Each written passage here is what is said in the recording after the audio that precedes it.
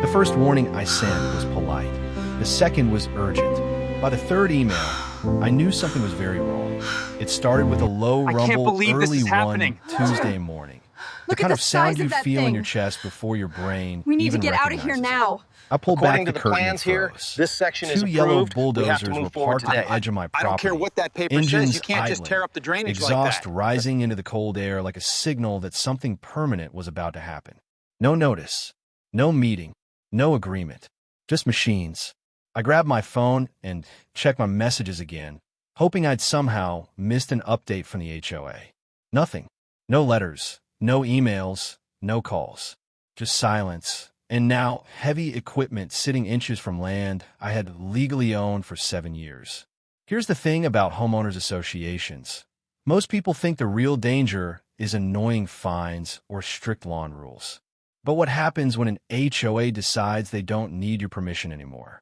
What happens when they believe they can simply take action first and deal with you later? That morning, my neighbor walked over slowly, coffee in hand, eyes wide.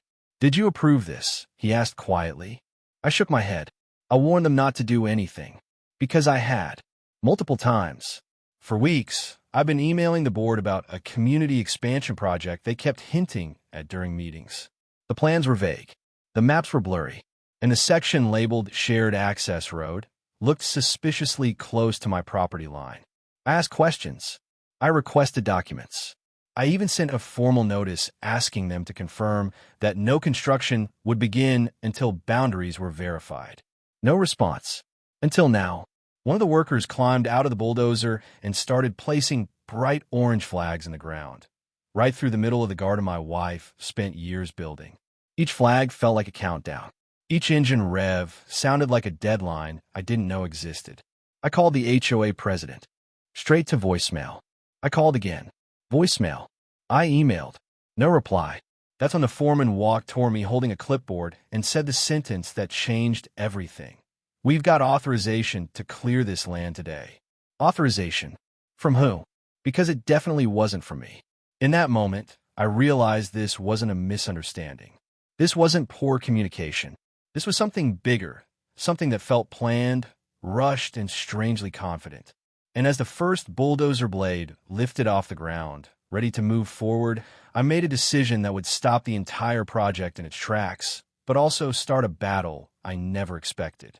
I just didn't know yet how far this was going to go, or that before the day ended, those bulldozers wouldn't be moving anywhere at all. I stepped in front of the machine before the blade could drop. My heart was pounding so hard I could hear it over the engine.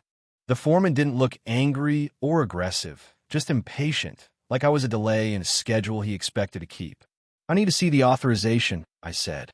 He flipped the clipboard around and tapped a printed page covered in official-looking logos and signatures. It had the HOA's name at the top and a bold title, Community Access Improvement Project. Underneath, in smaller text, was a phrase that made my stomach sink. Easement Development Zone. Easement. That word had been floating around in HOA meeting minutes for months. Always vague, always buried in long documents full of landscaping updates and parking reminders. I noticed it because the map attached to one meeting email showed a thin gray strip cutting through the corner of my lot like a pencil line someone hoped I wouldn't zoom in on. I zoomed in, and I asked questions. At first, the replies were friendly. "We're still reviewing." Nothing finalized, just early planning. But over time, the tone shifted. Responses got shorter, then slower, then they stopped completely. The last message I ever received from the board was 3 weeks earlier. It was one sentence long. "We'll notify residents before any work begins." Standing there in my yard, watching a bulldozer idle, that sentence felt like a broken promise echoing in my head. This house wasn't just property to me. It was the result of every extra shift, every weekend job, every decision to save instead of spend. When we bought it, the backyard was nothing but dry dirt and weeds. Over the years, it became our favorite place, the garden, the small stone path, the tree we planted the day we moved in. Every inch of that space had a memory attached to it. And now, strangers were planting orange flags through it like it was empty land. My wife stepped outside, still holding the mug she hadn't finished. She didn't say anything at first. She just looked at the machines, the flags, and then at me. That look said everything: confusion, worry, and the silent question of whether we were about to lose something we thought was safe. I walked back to the foreman. This is private property. You can't start construction here. He shifted his weight and glanced toward the bulldozer operator, who was still waiting. We were told everything's cleared. Permits approved. HOA signed off. HOA signed off. The phrase kept repeating in my head like it was trying to convince me it was normal. But nothing about this felt normal. Not the silence. Not the timing. Not the confidence. Because 3 months earlier, something else had happened that suddenly felt very important. At a neighborhood meeting, the board had announced rising costs for a new road connecting the back section of the community. They said the terrain was more complicated than expected. They said the budget had unexpected gaps. And then someone asked a question that changed the room's energy completely. Is there a cheaper route? The board members exchanged glances before answering. There are alternative options under review. Alternative options. At the time, it sounded like typical HOA talk, vague, bureaucratic, harmless. But standing in my yard now, staring at a bulldozer pointed at my garden, the meaning felt painfully clear. Cheaper route. Shorter route. My land. I pulled up the old meeting documents on my phone and compared the blurry map from months ago to the bright orange flags now cutting across my yard. The lines matched almost perfectly. They hadn't ignored my warnings. They had moved forward anyway. And judging by the engines still running behind me, they fully expected to finish the job before anyone could stop them. I told the foreman to stop the machines. He didn't say yes. He didn't say no. He just stepped aside and made a phone call. That silence was worse than an argument. Within minutes, more neighbors began drifting toward the edge of my yard. It was the kind of gathering that forms when something unusual breaks the routine of a quiet neighborhood. Some looked curious. Some looked uncomfortable. A few avoided eye contact completely. And that's when I noticed the first crack in what I thought was a simple story. Not everyone looked surprised. A couple across the street stood together whispering. Another neighbor gave the foreman a small nod before quickly walking back inside. It was subtle, easy to miss if you weren't searching for it. But once I saw it, I couldn't unsee it. Some people knew this was happening. The realization hit harder than the bulldozers ever could. Because if the HOA had already convinced enough residents that this project was necessary, then I wasn't just fighting a board anymore. I was fighting a narrative. My phone buzzed in my hand. A text from an unknown number. Please don't make this harder than it has to be. No name. No explanation. Just that one sentence. I stared at the screen, trying to decide whether it was a warning or advice. Either way, it meant someone was watching closely enough to have my number and confident enough to reach out in the middle of this standoff. The foreman returned, his tone carefully neutral. We've been instructed to continue unless law enforcement tells us otherwise. That sentence shifted the ground under my feet, because now the decision was mine. Call the authorities and turn this into a full legal confrontation, or step aside and risk losing the chance to stop it before real damage started. I hesitated, and that hesitation came from a truth I didn't want to admit. I hate conflict. I'm a neighbor who waves first, the one who fixes fences instead of arguing about them. The one who believes problems get solved faster with patience than with pressure. For years, that approach had worked. It kept life quiet, predictable. But standing there, surrounded by idling engines and watching orange flags slice through our backyard, I felt something unfamiliar growing under the fear. Anger. My wife stepped closer and whispered, "If they start digging, we can't undo it." She was right. Once the ground was torn up, everything changed. Even if we won later, the damage would already exist. Another message popped on my phone, this time from a neighbor I barely knew. They told us this road would raise property values. Raise property values.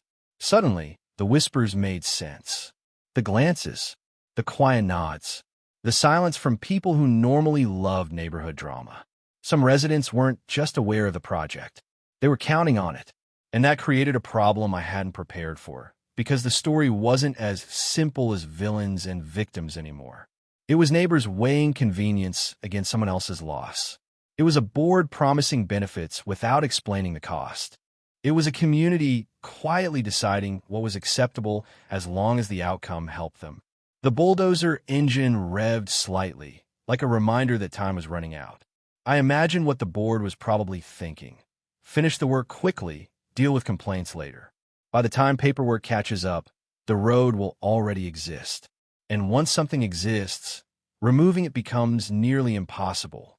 It was a strategy built on momentum. And momentum was exactly what those machines represented. The foreman checked his watch. We're already behind schedule. Behind schedule, like my home was just a delay on a calendar. I opened my phone again and scrolled through the email thread I'd saved for weeks. Message after message. Questions unanswered. Requests ignored. Warnings documented. Proof that I hadn't stayed silent. Proof that I tried to stop this before it reached this moment. But proof only matters if someone is willing to listen. My thumb hovered over the call button. Law enforcement. Lawyers. Escalation. Once I pressed it, there would be no quiet resolution, no neighborly conversations, no stepping back in a normal life like nothing happened. It would become official, public, permanent. And a small voice in the back of my mind whispered a question I didn't want to face. What if I had waited too long? The bulldozer blade lowered a few inches, testing the ground. Not digging yet, just close enough to feel real. Close enough to force a choice. And somewhere behind me, another engine started. I pressed the call button. The phone rang once, twice, 3 times. And then the second bulldozer engine roared louder, like it knew time was running out. Hold on, the foreman said suddenly, raising a hand toward the operator. The machine paused again, blade hovering inches above the ground. Close enough to crush the first row of flowers my wife planted last spring. I turned away slightly, lowering my voice as the dispatcher answered. My words felt heavy, deliberate, like each one carried consequences I couldn't take back. I need someone here. Construction is about to start on my property without permission. The sentence hung in the air after I said it. The moment stretched longer than it should have. The kind of moment where everything feels suspended, like the world is waiting to see which direction things will fall. When I hung up, the foreman exhaled slowly. Not angry, not nervous, just tired. They're going to tell you this is a civil issue, he said quietly. They usually do. Usually. That word stuck with me. This wasn't the first time he'd seen something like this, which meant somewhere, sometime, someone else had stood exactly where I was standing now, trying to stop a machine that already believed it had permission. My phone buzzed again. This time it wasn't a text. It was an email notification. From the HOA. Timestamp, 5 minutes ago. Subject line, clarification regarding community access project. Clarification. I opened it immediately. The message was longer than anything they'd sent in weeks, filled with polished language and carefully chosen words. The kind that sound helpful until you read them twice. Recent review has confirmed that the proposed access route falls within designated easement boundaries previously agreed upon in community development documents. Previously agreed upon. My chest tightened. I had read every document they ever sent. Every update. Every amendment. Every meeting summary. I knew the feeling of legal language hiding inside casual emails. But this was different. This sounded like something older.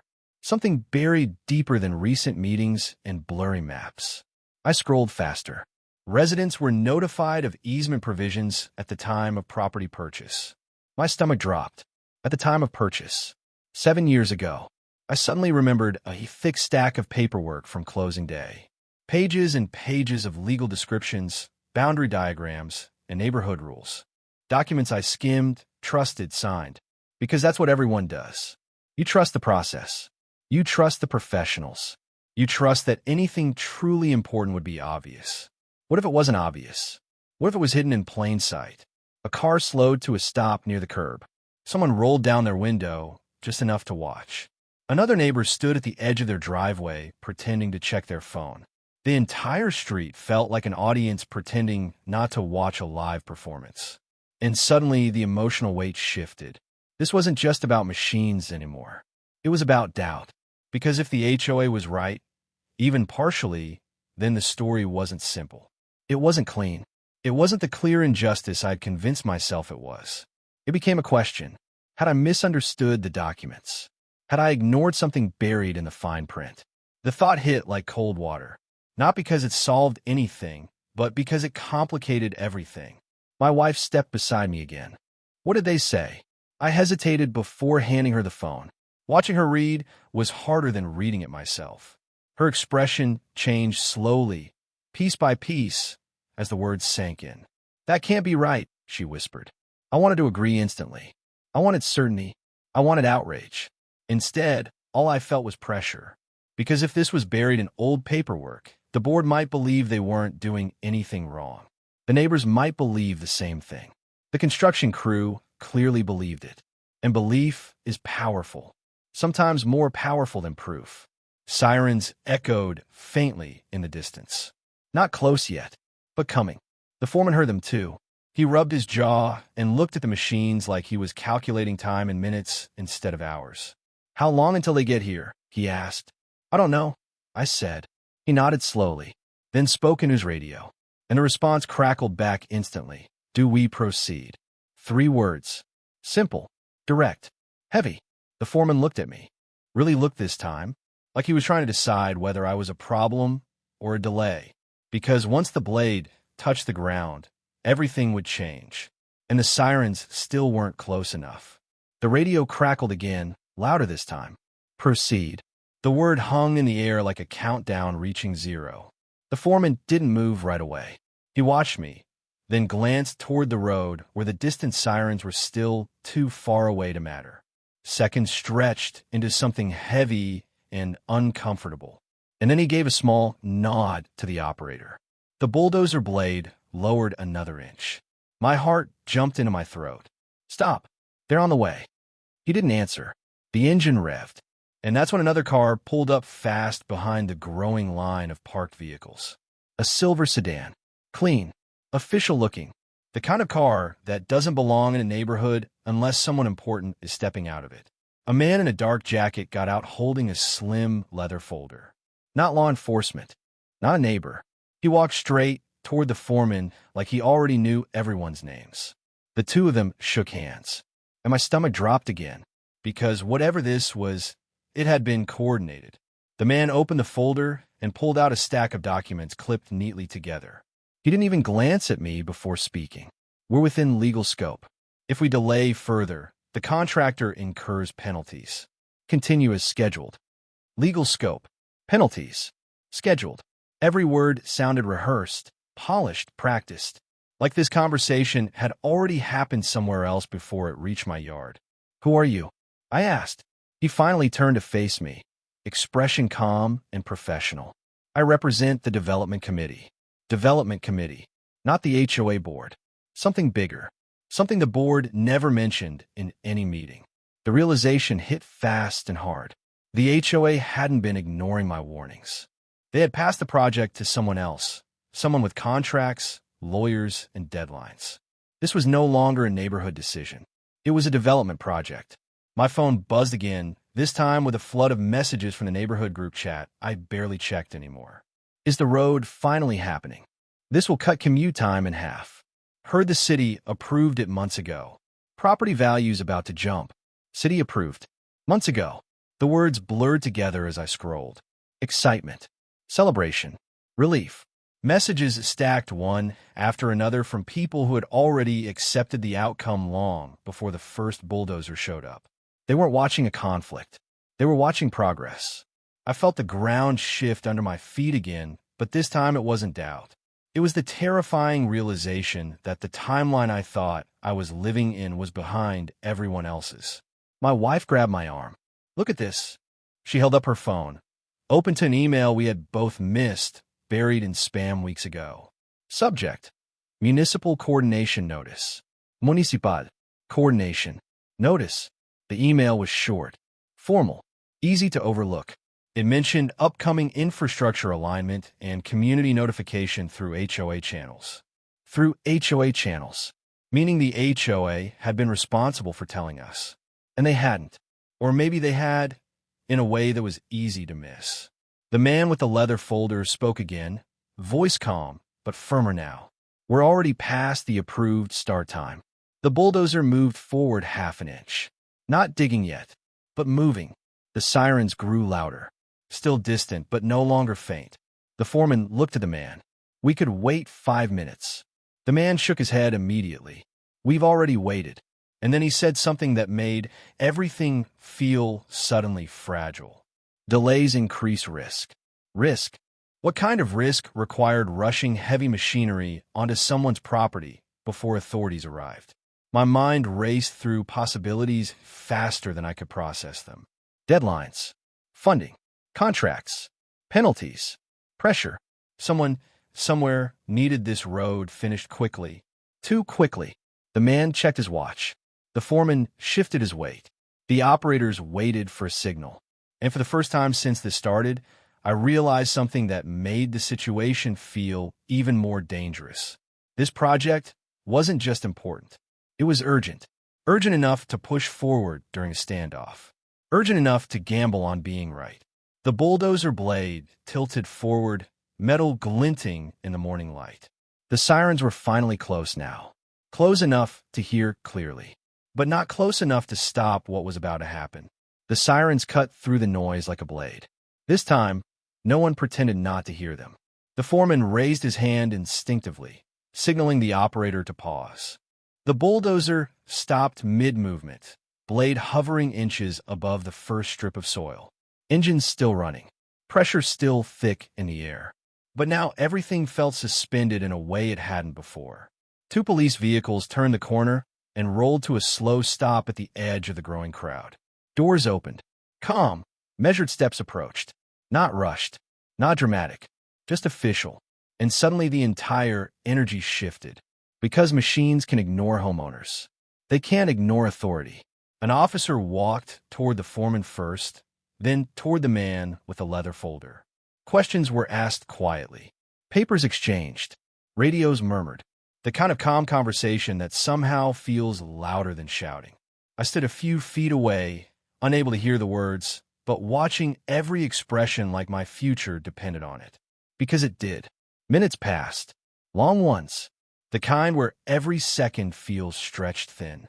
Then the officer turned toward the construction crew and said the one sentence I will never forget. Shut the equipment down. The engines went silent almost instantly. The sudden quiet felt unreal, like the world had been holding its breath and finally exhaled. My wife squeezed my hand so tightly it almost hurt. I didn't realize how tense I'd been until that moment. But the relief didn't last long. The officer approached me next. His tone wasn't celebratory. It wasn't reassuring. It was careful. Do you have your property documents? My heart sank. Yes. Bring them, because this still wasn't over. We spread paperwork across the hood of a police vehicle, closing documents, boundary surveys, HOA emails, old maps. Pages flipped.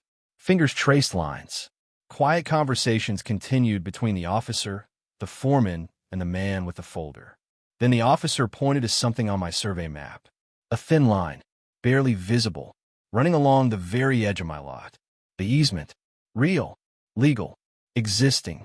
My stomach dropped, even as the bulldozers sat silent behind me.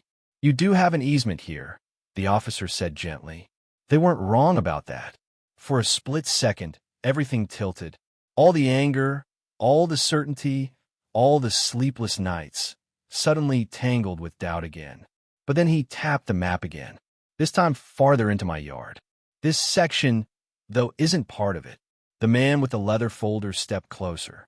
His calm expression cracked for the first time, just slightly, just enough to notice. The officer continued, voice firm now. The approved plans don't match the marked construction path. Silence. Real silence this time. Not tension. Not waiting. Salt. The orange flags weren't on the easement line. They were several feet inside my property. The foreman rubbed his face slowly. That's not the map we were given. The officer nodded. That's the problem. And just like that, the momentum that had pushed this entire project forward collapsed in on itself. Radios buzzed again. New calls. New conversations. Words like halt, order, and equipment hold and documentation review floated through the air. Then came the sentence that felt impossible to believe. These machines are not to leave the site until this is resolved. Seized. The bulldozers that had arrived with roaring engines and unstoppable confidence were now evidence. The man with the folder stepped away, already making urgent phone calls. His calm professionalism was gone, replaced by tight movements and clipped sentences. Whatever timeline had pushed this project forward had just shattered. Neighbors whispered again, but this time the tone had changed. Excitement replaced by unease. Certainty replaced by confusion. Momentum had reversed. And then came the final twist. As we gathered the papers, the officer handed me a copy of the construction plan they had been using. I scanned the page quickly, still trying to process everything, and froze. At the bottom of the document was a signature approving the revised route. A signature from the HOA president, dated 2 days ago. 2 days. After weeks of ignoring my emails. After promising notification. After knowing exactly where the flags would go. This wasn't an old mistake buried in paperwork. This change was recent, intentional, and suddenly the entire story looked different again. The street stayed quiet long after the police left. The bulldozers were still there, parked like giant yellow statues that had lost their purpose overnight. Red tags now hung from the doors, fluttering lightly in the breeze. Yesterday, they were unstoppable machines. Today, they were evidence in an investigation. And somehow, that felt harder to process than the chaos that came before it. For weeks, the tension had been loud.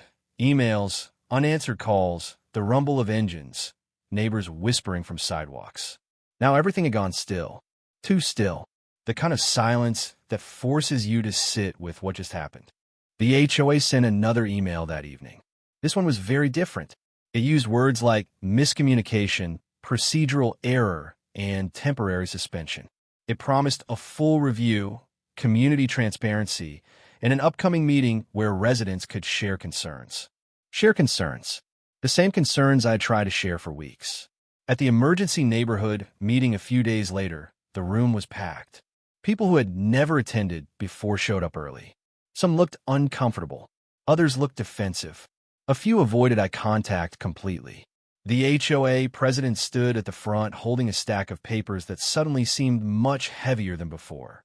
He spoke carefully, slowly, explaining how revised plans had been approved under deadline pressure, how updated maps were submitted, how the construction company was told to move forward. He never used the word mistake, but everyone in the room heard it anyway. Questions started coming from every corner. Why weren't residents properly notified? Why were emails ignored? Why did the approved construction path go beyond the easement? Why rush the project? For the first time since this began, the conversation wasn't happening in private messages or quiet whispers. It was public, recorded, shared, and something unexpected happened. Neighbors who had been excited about the new road started asking harder questions. Not because they suddenly agreed with me, but because they realized how easily something this big could happen without clear communication. Trust had shifted, not broken completely, but shaken enough to matter. The investigation took weeks. Surveys were reviewed. Legal teams stepped in. The construction company admitted they relied on the revised map provided by the HOA. The city confirmed the approved route never extended into my yard. The project didn't disappear, but it changed. The final road plan stayed strictly within the legal easement. New notification rules were created for future construction projects. The HOA board added oversight requirements and documentation transparency policies that never existed before. Small changes on paper, huge changes in practice. One afternoon, months later, the machines finally returned. This time they stopped exactly at the property line. No orange flags in my garden. No surprises. No ananser de mes. Just a crew working within clear boundaries. And strangely, watching them felt peaceful, because the fight had never really been about stopping a road. It was about being heard before the ground was torn up. It was about proof that one voice, even a quiet one, can slow down something that feels unstoppable. That morning, I stood in the backyard again. The garden had survived. The tree we planted years ago swayed gently in the wind, untouched. My wife handed me a cup of coffee and smiled. You really didn't want bulldozers in the yard. I laughed for the first time in weeks. I just wanted someone to listen, and that's the lesson that stayed with me. Most conflicts don't start with machines or lawyers. They start with silence, with ignored questions, with the belief that no one will push back. But sometimes, speaking up early is the only thing that keeps a problem from becoming permanent. If this story taught me anything, it's this. Always read the documents, always ask questions, and never assume someone else will protect your property, your rights, or your voice better than you will. If you've ever dealt with an HOA dispute, property conflict, or a situation where you felt ignored until it was almost too late, share your experience in the comments. Your story might help someone else catch the warning signs before the engines start. Because the moment you feel that first rumble, it's already time to speak.